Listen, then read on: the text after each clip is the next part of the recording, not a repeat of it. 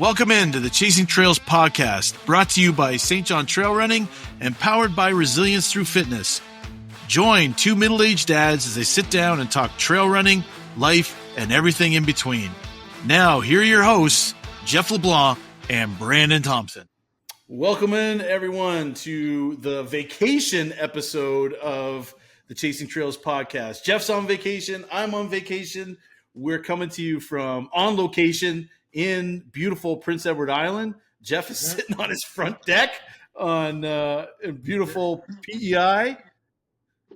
Uh-oh. It's frozen. We got too fancy, and now it's stuck like that. It'll come back. It'll come back, Jeff. I think so. It just needs to catch up. I mean, this is a great part of the episode for those of you watching. Yeah. If you're watching on YouTube, it's frozen on like this shot of blurry trees, and if you're listening, you're not missing anything at all. It's really just a blur. And I thought it'd be nice to show my front yard of my cottage, but apparently not. Apparently not. So Jeff, how's your vacation going so far? Has it been good? Vacation's been great. Rural PEI has its internet issues, obviously, because we started this podcast with my computer completely bogging down. Now I'm on my phone, and it clearly isn't keeping up despite internet and data increase turned on or whatever they call that. So, I don't know if the YouTube – we only have like 12 people who watch on YouTube right now, so whatever. Right. The audio will be just fine, right? Yep.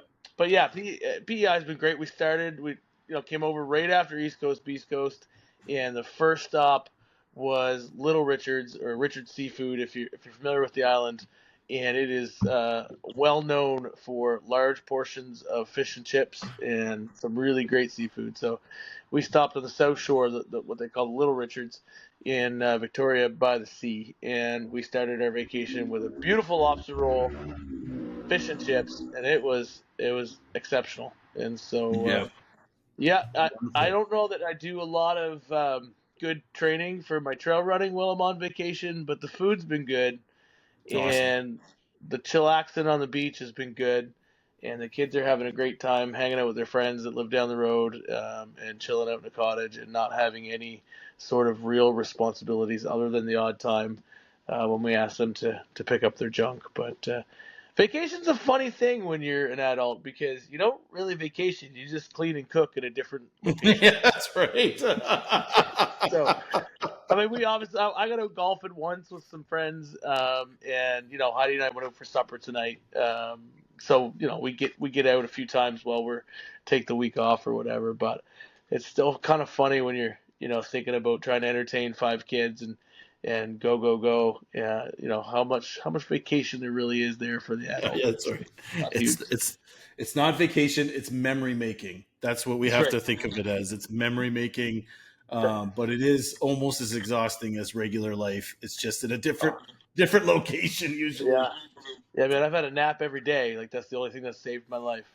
Just there you go. Instituting family quiet time for about an hour and a half in the hot afternoon, getting into the air conditioning and finding somewhere to be just quiet for an hour has been exceptional. So it's good. Oh, awesome! Glad that's going well. It's been a hot couple of days here in New Brunswick. We're enjoying what is truly now starting to feel like summer weather, and it's been fun to kind of get. I have been doing a little bit more running than you have, I think, over summer vacation so far, but not enjoying as many lobster rolls as you are. So it's a trade-off, I guess. But I think it's been kind of nice just to be able to stay at home and be able to go and do the things I want to do when I want to do them. And like you said, have a nap. I think I've napped on my front deck. I've had a couple of power snoozes in the lazy boy, and so it's been that kind of nice, relaxing kind of vacation. So we'll enjoy that. But one of the highlights of my vacation and has been the East Coast Beast Coast. What an amazing event. You and I haven't had a chance to talk about our experiences yet. Sure. And so tell us, what was yours like? How was it running with the girls? I mean, it was great. Like, I think my favorite aspect of the East Coast Beast Coast this time around. So last year, Heidi did it with the girls. Obviously, being pregnant, she did not do the training this time around, and didn't run it with the girls. And so I did a lot of the training with them. They did a bunch of it on their own this year, which was encouraging. Mm.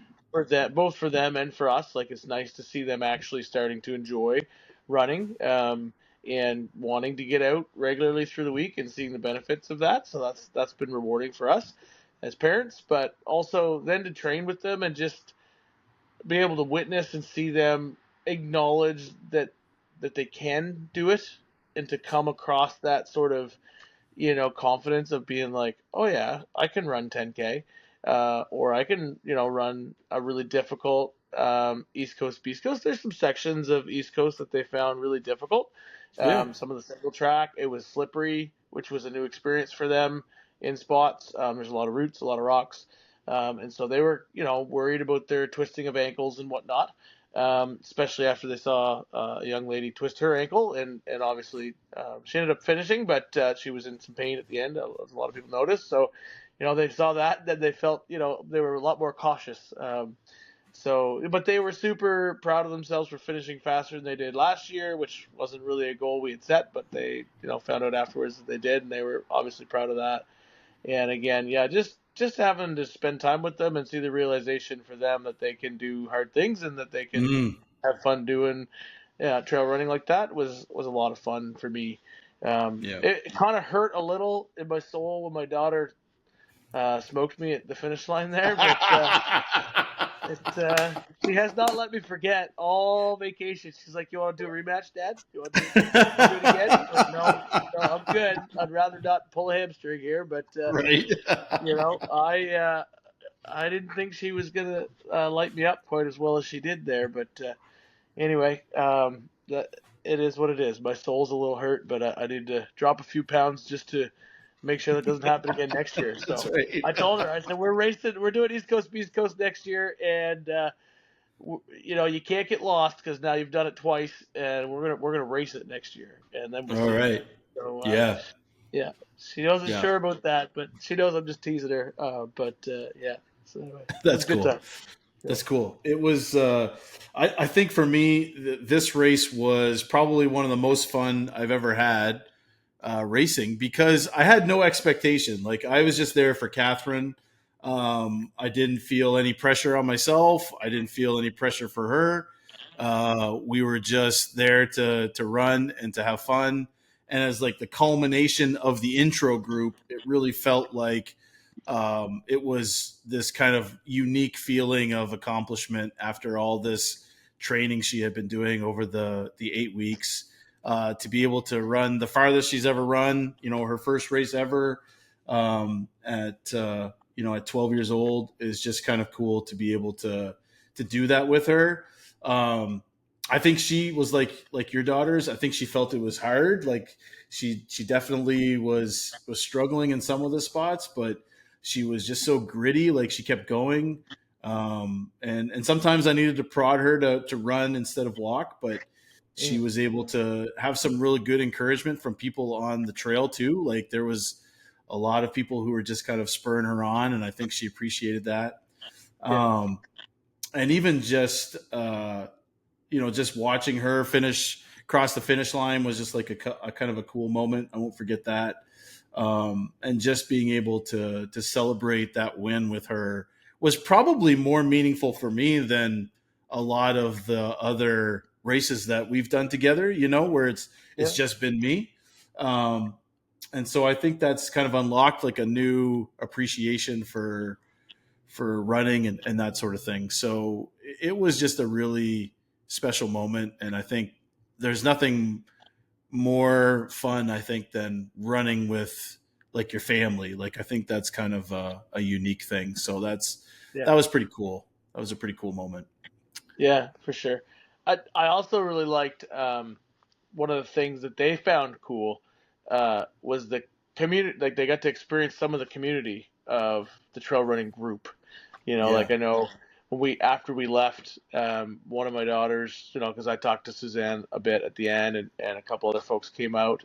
And then the young Corinne, I think is her name. She twisted her ankle, Blake's daughter. Yeah. And like Yep. people cheered her across. They got to experience that, and then they sat and just randomly, I was talking to Kelsey and Adam, and then one of my daughters came over and they chatted with her, and they're like, they were quite impressed, that people were still around, considering it was the end of the day, Yeah. including people who had done very well and had won and had already done the awards and so on. And so their goal next year is to get back before the awards start. So that's a pretty lofty goal. That's a good one. That's a good goal to have. Yeah, for but sure. they were it's just, I mean, we talk about the community all the time on the show. It's like a broken record, but it was neat for them to experience that, because last year it was hot and they were tired at the end and they found it very difficult, and they didn't really mill around and chat even with friends and family, because they were tired and in pretty not bad shape, but they that it was the hardest run they had ever done. And this year, where it was cooler weather, and they were in better shape as far as the run goes, then they had the confidence to kind of mill around and chat with people, and anyway, it was just cool to see other trail running adults be cool with kids being around who had run a race and include them in the community. So that's another part that I found was super cool about the group itself. So yeah. I couldn't say it better myself. I think you're absolutely right. That happened to Catherine as well. She had some people just come over and really congratulate her, and I think so. So a big thank you to the trail running community for investing in our kids. That means a lot to us. And so it was kind of neat, and it was kind of fun to be with my daughter and have people say, "Hey, you're the podcast guy, right?" And I'm like, yeah, I guess I am. So see how cool I am, girls. That's right. Yeah, I was like, Catherine, did you see that? Like, just see how cool we are. And it was just, it was a funny thing. So anyway, it was just a cool race. Yeah. My daughter Adeline asked me about halfway through the run, because a lot of the volunteers were obviously people we have run with in the past, telling you where to go, and so she was like, "Does everyone here know you?" A fair amount of them do, because I run with them at races, but also because of the podcast. And she was like, "I didn't think anyone actually listened to that." And I was like, "Hey, we're doing pretty good, Our Instagram is up to like 575 people. Like, we're almost in the 600 range. This is good." Yeah. Anyway, they're still kind of dumbfounded that people would listen to me on purpose, but yeah. I mean, as they should be. I mean, it doesn't really make sense, but hey, that's teenage daughters for you too, right? Like, they don't. Right, just a reality check, Right. Your dad is way cooler than you think he is. That's right. Yeah. Then they keep you humble. Oh yeah, I didn't think anyone listened. Yeah, for sure. But it was So East Coast, Beast Coast, huge success. I finally got some trail points for the St. John Trail Series. So I think I'm only like 173 points behind Cody Cooper. So I'm on my way. You're on your way, buddy. Yeah. Yeah, on the way down, we were talking about that because I was trying to convince the girls to maybe consider doing Bootstrap Boogie with me. And I was like, well, I have to do it anyway because I didn't get any points for Rompin' Rockwood because I didn't finish in time. And you got to have, like, it'd be nice to get some extra points.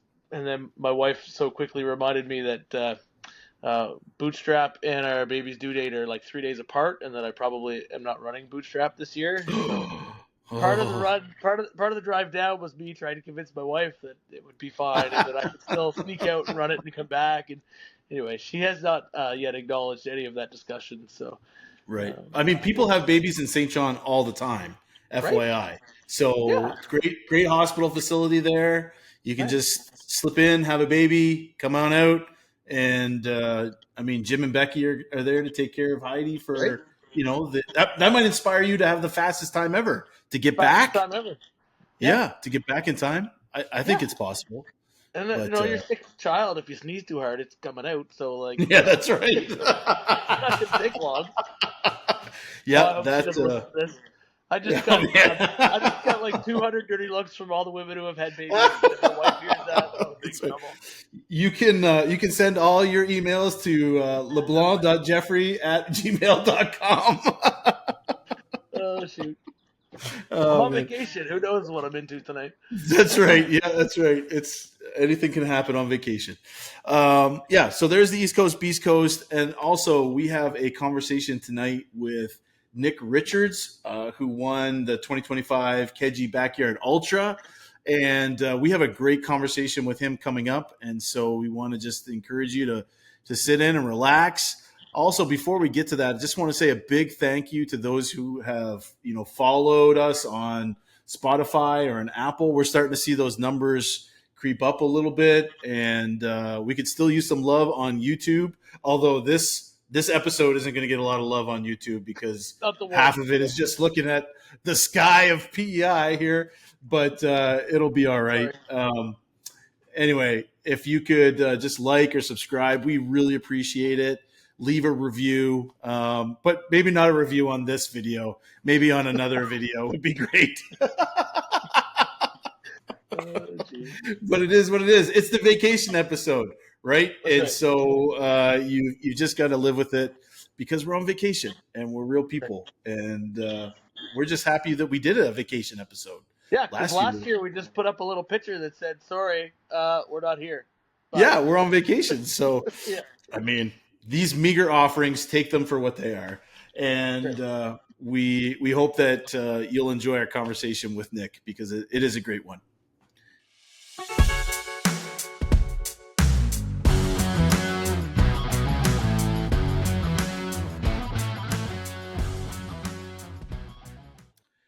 All right, everyone. Joining us in the Chasing Trails studios today, we have Nick Richards. This has been a long time in the making. I think we started having a conversation with Nick to have him on the show in season 1, and we're finally here a couple seasons later with him on the show. And thanks so much, Nick, for being with us. Yeah, thanks for having me, guys. I'm a big fan of the show, and I got to say once again that I got to compliment you guys on involving your kids in your runs. That's a pretty cool thing to do.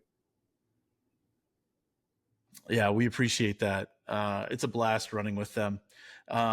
We have had a chance, and we've had a chance to chat over the last couple of minutes, but in case you don't know who Nick is the most recent winner of the Keji Backyard Ultra.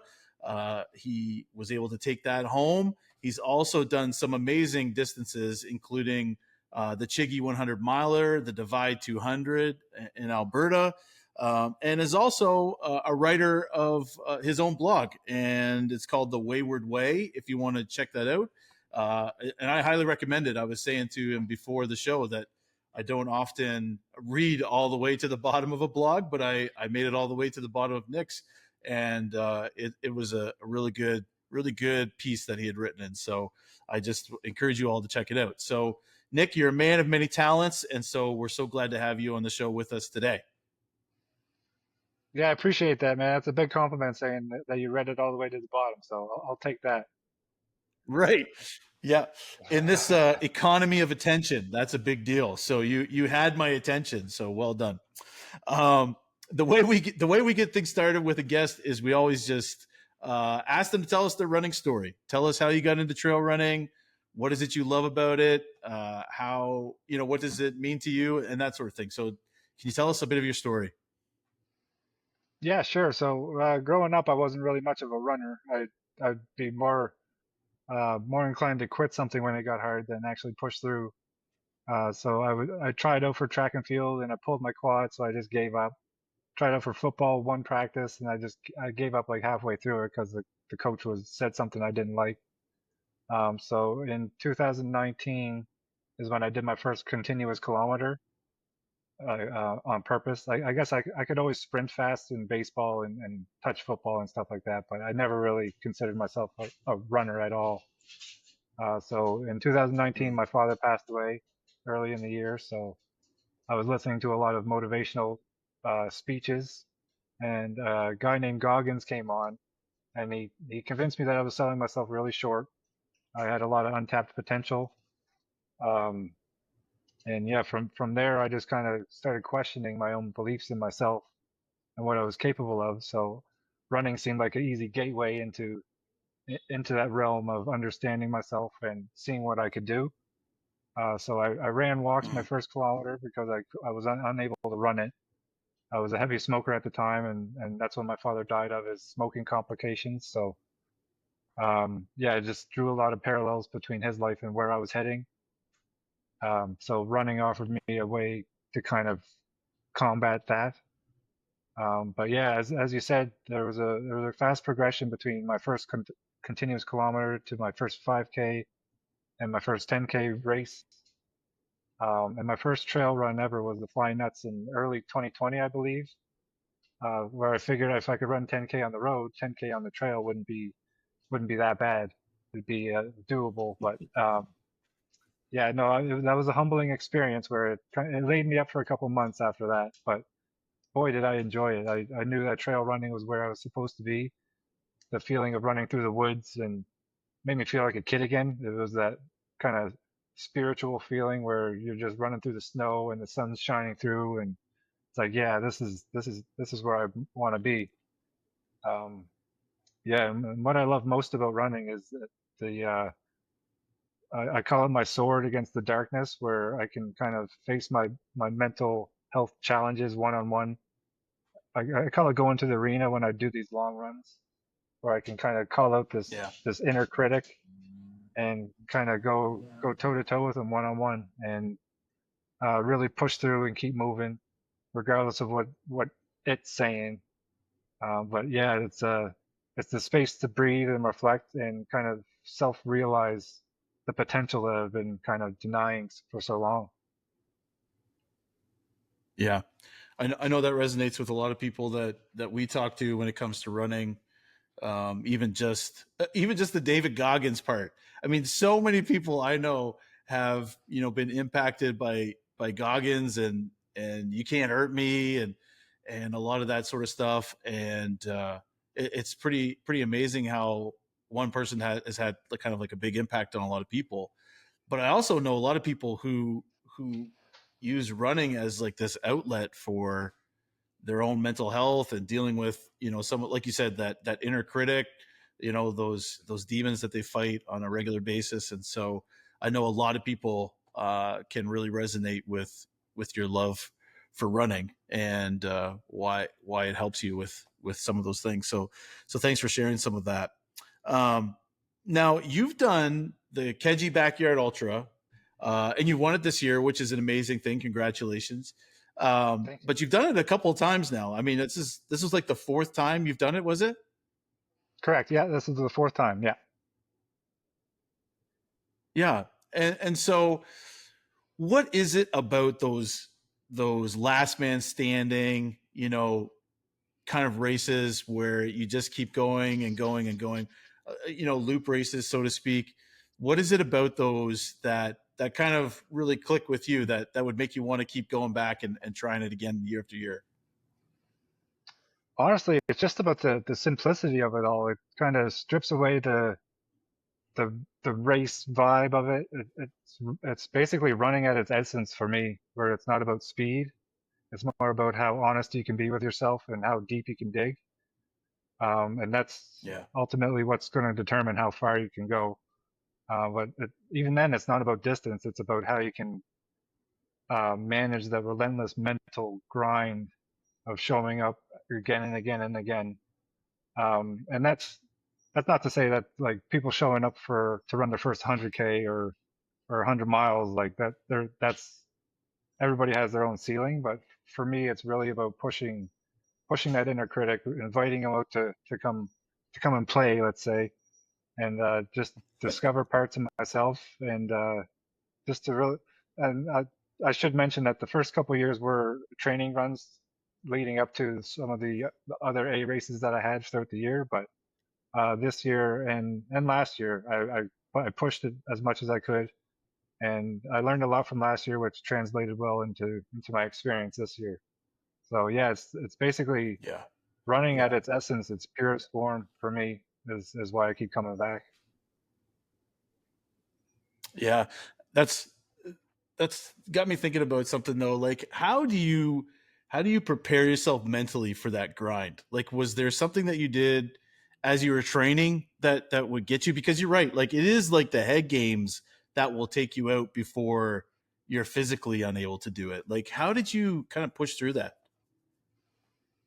Yeah, so I basically study all the big races that I've done. I've written an article about it, and that's how I kind of release it and into reality, let's say, out of my brain and onto into the world. So I basically study. I study where my mind goes in those long efforts. And in particular, training for 2025, I would do basically I call them simulated front yards, where I would do I believe I did up to 12 hours on the hour, every hour doing the same loop. So I would practice. I would essentially practice and put myself in that arena on purpose. And every other run, I Yeah. would just do the same loop over and over and over. Wow. And that got you ready to go when you were towing the line, ready to go at Keji. Yeah, I felt awesome, That's really man. I cool. like even though I won it, like I was kind of I was humbled and grateful to win it, but I still wanted more. Like I could have kept going for sure. Wow. Yeah. So we'll have to get you and Lee Murphy, maybe to just have like your own private backyard ultra and just see how it goes and see who, who comes out on top. Yeah, The no, two of you would he's a just be strong amazing. runner. I could just see like horses like riding each other, you know? Yeah, no, he's signed up for Keji next year, so we'll all be out there, and our buddy Luke will be there too. So it's gonna be a show next year. Awesome. Jeff and I keep saying every year, we're like, we need to be at Keji. Like that's where it's at. And every year we're like, oh shoot, yeah, we should be doing that. And so we got to make a note, Jeff. Next time we're gonna be there for it. It'll be great to watch. So anyway, Jeff's on Yeah, we vacation. won't. I'm on vacation at PEI. I'm doing the best I can here on my deck. I don't even know if you guys can hear me. We So can. Yeah. We can. okay. Yeah, you're good. Uh, we won't run nearly as far as them, or do as many legs. But maybe we could do some like YouTube live stuff or some Facebook live stuff while they're doing awesome things. That'd be Maybe. fun. That would be Yeah. fun. That would be fun. I'm not sure what the internet connection would be out at Keji Backyard, but we could try. We could try. I do one leg. I do one lap, and then I could just sit and watch the rest of it and barbecue and have fun. Yeah. It's probably almost as good as the internet here in rural PEI. What I hope I can do it early. Look at that, and you're making it work. So there's hope for it yet. There's hope for it yet. All right. So Nick, I've listening to you on the Motivate to Move podcast. Shout out to them too, by the way. It became clear that raising funds and using that as a part of your running journey has been has gone hand in hand. There's been a couple of times where you've done some wild things, whether that's jumping in the ocean in the middle of February or raising funds here at Keji to shave your beard that you've been growing for 11 years. It's been a huge part of what you do.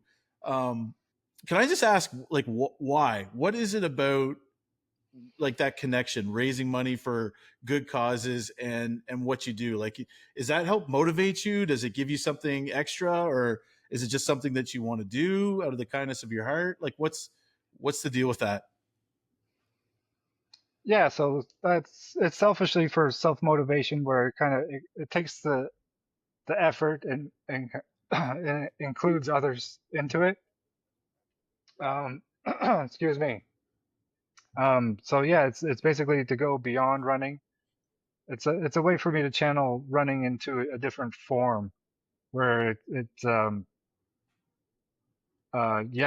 basically it gets me out of my own head, and when it gets hard, I can kind of go back and be like, okay, I'm not doing it just for me. There's people that are not relying on me per se, but the people out there that I can affect if I push through this wall or this moment or this dark spot.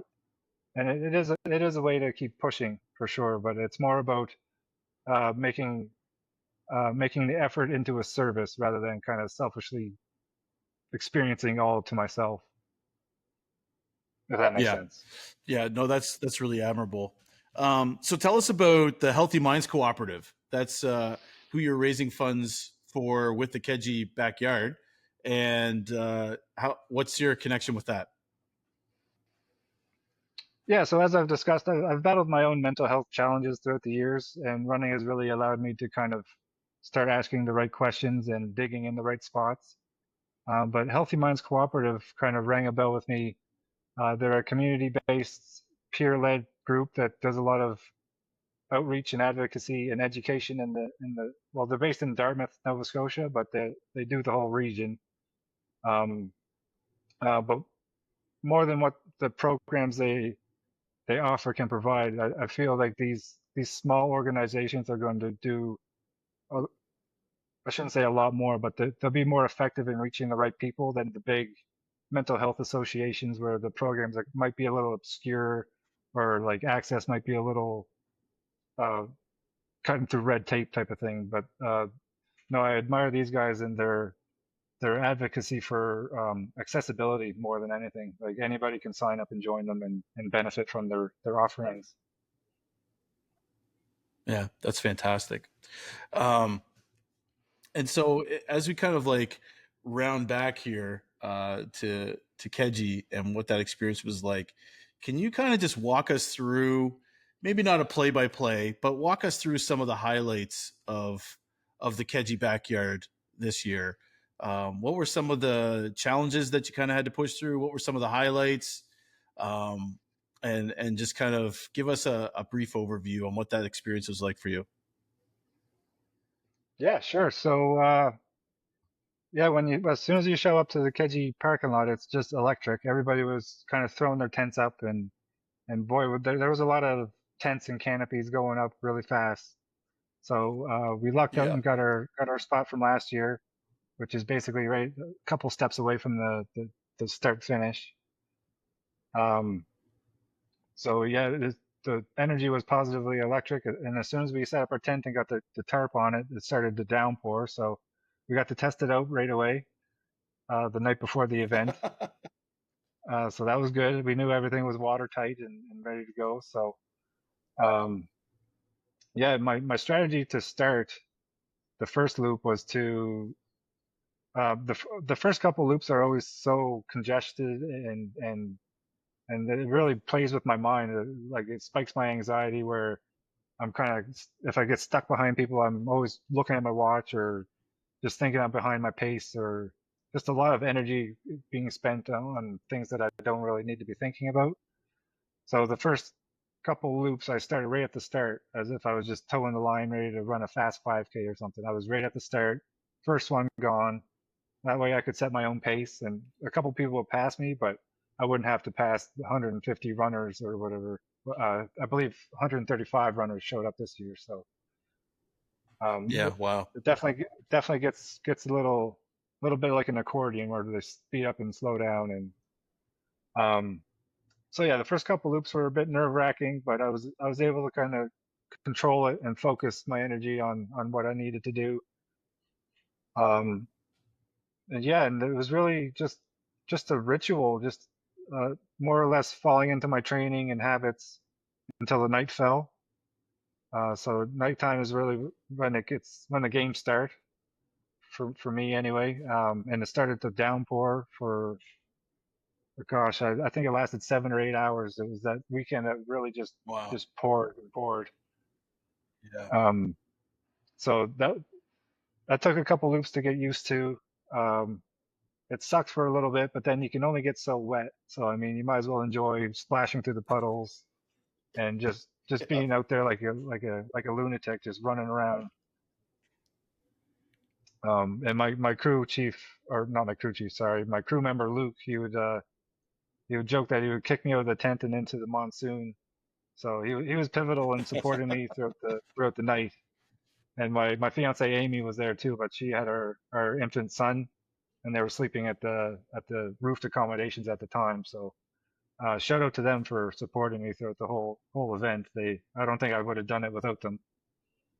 Yeah, for sure. So the nighttime was pretty epic. There was literal rivers running down the trail at certain points. So it was the puddles kept multiplying and growing, and I fell pretty good once where it was one of those falls where you save yourself a couple times before you actually fall. So it Oh felt like yeah, forever. yeah. Yeah, just kind of doing the Superman in midair. But once I finally went down, I didn't hurt myself. Everything checked out. So we survived the night. And coming out at 24 hours, I believe there was 6 or 7 runners left. So the crowd really petered out throughout the night. And there's always the major milestones of like 50K, 50 miles, and 100K, where people that's their goal. So they don't want to continue after that. So, but come 24 hours, it was a small crowd for sure. And we were all worried that the puddles wouldn't dry up. Like the trail was so soaked and saturated that we were worried that the puddles would be there in infinitely now. But we were pleasantly surprised that the trail surprisingly drained very well. And of course, the sun came out and it was humid, and the bugs came out too. But um, what would you rather have, like the pouring rain or the sunshine? So Right. Yeah. Yeah, that's right. Pick yeah, your poison, right? exactly. And it is literally as soon as the sun peaked above the clouds, like you could tell the hue of the sky changed is when the rain stopped. So that was a neat correlation, and it really kind of lifted my spirits anyway, because I felt great after that evening. I embraced it. I was wet, but my crew kept me objective. They didn't let me change anything until they were sure that the rain stopped. So I got into dry socks first, which was heavenly. I can't understate that. As soon as I peeled off my wet socks, the crud and everything just kind of fell off of them, and Luke joked that I should just burn my socks rather than try to wash them, because Yeah. it's just like living things falling out of them and everything. And we knew that my socks would get wet from the puddles and everything, but nothing compared to how saturated everything was. But so yeah, every loop we would cycle a different piece of clothing. So the next loop would be, I think it was my shirt the next, and then my shorts. So every loop we kind of focused on one thing, rather than the whole picture, and that helped me kind of focus and not get overwhelmed with all the things that I had to do right away, or think that I had to do everything right away. It was just like boom, boom, boom, boom, boom. This is what we're doing. And yeah, once the sun came up, Amy and our son were there, and Luke went off and took a nap, and it just felt like a whole new day, new energy, new everything. And this was, I believe it was right at the 24-hour mark. So I knew then that I had a shot to win it, but I didn't want to get too ahead of myself, because there was still work to do. I didn't know when it was gonna end, or when it was gonna go to. And that inner critic came in again, like everybody else looks stronger than you, they're running faster. But I was like, no, we're just gonna do our thing. We're gonna run our loop by loop. Um, and yeah, there was a couple loops there where we all kind of ran together, and other loops we would just kind of do our own thing. But sure enough, before I knew it, it was down to 3 or 4, and I believe that was loop 27. It was down to 4, and I think 30 it was down to 3. So and once people leave, you don't want people to leave at that point, because then you miss them. Like, you spend all this time on the trail with them, and all of a sudden Right. they're gone. Like you see them at the start line, but then you're out on the trail, and it's like you're missing a part of your team or something. It's a really interesting aspect of the event. But yeah, you really hate to see people go, and it's always emotional when people kind of they say they're done. Like if they have an injury or something, then it gets emotional for sure. But yeah, we were fortunate enough to come away with the win, and felt like we could keep going. So um, the assist there, Chris Morris, he said some pretty humbling words to me towards the end, when he knew he was done. his goal was only to do 24, but he ended up doing 32 loops. So Wow. yeah, he crushed his goals, and he was second place. So hats off to him, kudos to him. But yeah, I was more humbled by what he said to me, and just regarding my son and what we were doing for mental health and everything like that. And yeah, it was awesome throughout the whole event. Everybody was talking about my fundraiser and how excited they were to see me without a beard, because I still had my big beard at this point. So Yeah. yeah, everybody was excited and just talk. It was a humbling experience just to hear people talk about what I was doing. Like I'm not the most outspoken of people, so for them to kind of approach me about it, and we had some volunteers donate at during the Oh, event. nice. So yeah, it was really cool. And overall, the experience was just um, man, it was just humbling. Like there's no other word for it. Yeah. Which leads me to kind of our last question is, what is something you learned from going through this? It's a life shaping kind of thing, like pushing yourself through these kinds of difficulties and efforts. And so what are some of the things that you got to take away from it? Basically that suffering is sacred, man. I'm lucky to be able to perform these in these runs. Not that I set out to win any of them, but I set out to better myself in certain ways. So yeah, suffering is sacred. We're the lucky ones that get to go out and try these things and experience the trails and these moments of like pure awe where the sun shines through at just the right angle, and to really just challenge ourselves um, to be in a place where we can embark on these adventures, no matter what distance it is or what event. But yeah, basically, backyards in general, they're just endurance isn't about a resistance to pain. It's more about making space for it and holding it gently as it reshapes you. Don't kind of push it away and be like, oh, I'm hurting, I got to stop, or I'm hurting, it's going to ruin this or that. It then spirals down and down in a negative context. But if you can hold space for pain and ensure and just repeat that suffering is sacred, and I'm the lucky one to be able to experience this basically by choice, because uh, Yeah. we, nobody's forcing us to do these sort of things. So um, yeah, and just to be able to keep moving and sit with the fear of sit with the fear of not necessarily failing, but for me, it's more of the fear of being seen and being vulnerable. Or like I didn't set out to win Keji, but once I was there, I was forced to be seen, and I was like, oh, Mhm. here we go.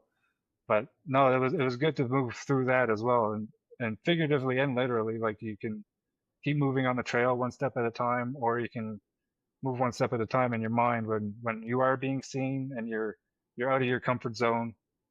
Um, and yeah, as I said, winning wasn't about beating anybody. It was more about becoming a more complete version of myself, and that's what I strive to do on in any of these events is just to be a better person on the other side. Yeah. Wow. That's amazing. And inspiring. So I think that's a good way to wrap it up. Good words for all of us as we try and pursue this crazy thing called trail running. Suffering by choice, right? We're all suffering by choice, That's right. which is a cool way to put it. And so thanks for taking the time to be with us, Nicholas. And we really appreciate you sharing your words of wisdom and your perspective on trail running. It's really helpful for us. Yeah, you're very welcome. I appreciate you guys inviting me on for the second or third time, whatever it is now. I'm glad it kind of Yeah, the stars aligned for this one. that's right. And we'll make sure we don't wait so long the next time. And we look forward to having you on again soon. Awesome. I look forward to it. All right, take care. All right, Jeff, that was our conversation with Nick Richards, and I don't know about you, but it feels like I want to describe him as a trail running philosopher.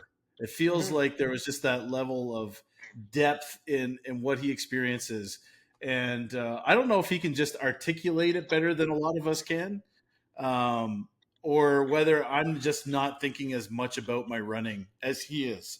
Because there's times where I'm like, all I can think about is how much this hurts or whatever. You know what I mean? Like, I can't transcend that level of understanding and what's going on. I'm just like caught so stuck in the moment. So it was kind of neat to hear his perspective.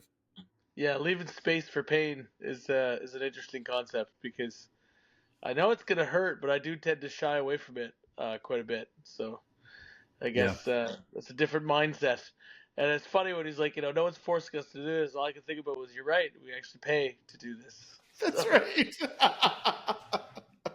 We pay others to experience this. It reminded me of like that book, The Comfort Crisis by David Easter. I think it's David Easter. But it was like just a reminder of how we're all just looking for these things that kind of tap into something deeper within us that cause us to, feel something more. And Right. I get that sense from him, and just the way he's able to connect that with raising money for worthy causes Right. is just kind of a unique way. Well, maybe it's not unique, but it's just a special way of being able to kind of connect to something bigger than yourself when you're doing it. I think that's huge. Yeah, absolutely. That's certainly a great way to motivate yourself. I've always felt like sometimes when I'm out training, you're doing these long hours, you're like, what am I really doing this for? And so that might just give you that little extra motivation when you start getting into these longer than 40K runs, 50, 60, 100. Just something to keep you out there and get you out of bed. Because I find it hard, to just be so selfish. At least you wouldn't feel as selfish. I guess maybe that's it. Right? I have that guilty feeling sometimes when I go out for a run, a long training run, Saturday after Saturday after Saturday. You get that little bit of guilt in there where you're like, man, I should be a better father. Despite the fact that, running helps me be a better father in and of itself. But when you're out there and you're thinking about how, you're away for 4 hours on a Saturday morning, Yeah. I guess you'd have something else to keep you going, right? And Yeah. Nick's got a new baby. I think it's a baby boy, but Right. so he'll experience that dad guilt before long if he hasn't already. So. That's right. but it also, like, what I appreciated too is he talks about like that inner critic, that that voice in our head that we all have. I mean, you were just talking about it, like that. Oh, I wish I was a better dad, or I wish I was doing something else, or like he said, these people are running faster, they look stronger than I do. Just being able to battle some of those thoughts in our mind is such a helpful tool to have, because that critic always seems to pop up, especially when trail running. Like, it just seems like our defenses go down, and those kind of intrusive thoughts start to get in there, and it causes havoc. Absolutely. Yeah. Yeah. And I imagine running through the night when you're really exhausted like that, it would come out hard. Like, I ran 2 laps in the dark at Looney Loops last year. They were long laps, but like, I was just out there not really trying to do anything, just being like, "Oh, I'm out here at night. This is great. It's a lot of fun. I don't have a bright enough light to see where I'm going, but I'm out here, right?" So I didn't have any negative thoughts because it was like so poorly planned. But you were like a tool racing for the win. It's different, right? So,